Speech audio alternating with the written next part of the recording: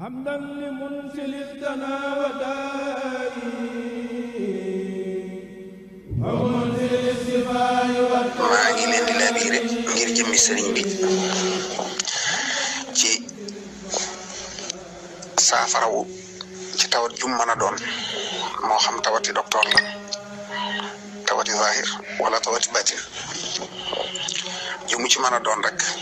sëriñ bi andil na lu xasida goo xam ne dafa wax sax ne ko koy jàng suba ngoon da ngay am saafarawu akuk texe muy matlabu shifaa yi ودم عليه في المساء والصباح واخلصا تنال شفاء وفلاح كل سرين بيكو waxal boppam ko koy jàng suba ak ngoon da nga am wér waxtu ne da ngay am saafaraw tawat du la sonal mukk te da nga am texe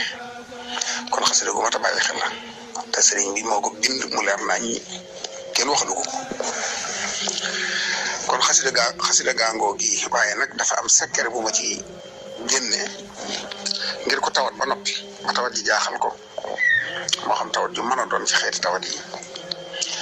boo ko defee yàlla mën na ko suturaal ci daraje sëriñ bi ak barkeb xaside gi mu daal di saafara woon loolu moo di day jàng xaside gi ba ci ñaari bayit yi mu boole leen ñoom ñaar baamu ko téeméer ak fukk ak benn door a eggal xaside gi وجاني مطلب الشفاء بتي يا بر يا لطيف يا معافي يا من له أمل الورى يا شافي أنزل شفاءك مكان الداء ولا تعاملنا بالابتلاء يا ربي لي بولي ديكو بام مثلا يا بر يا لطيف يا معافي يا من له أمل الورى يا شافي أنزل شفاءك مكان الداء ولا تعاملنا بالابتلاء يا بر يا لطيف يا معافي يا من له أمل الورى يا شافي أنزل شفاءك مكان الداء ولا تعاملنا بالابتلاء noonu la koy boolee di jàng ba ma téeméer ak fukk ak benn 111 fois bu ko defee mu àggale xasida gi rek ba ci kamastafa fa xasida ga yam loolu yi bu ko saxalee ab diir rek yàlla dana ko may ak wér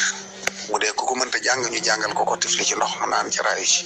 bu dee ki tawat moo ko mën a jàngal boppam mu di ko jàng te di ci yéene saafaraw diir bu gàtt mu yëg ne sunu borom teggi na tawat ja te may na ko ak wér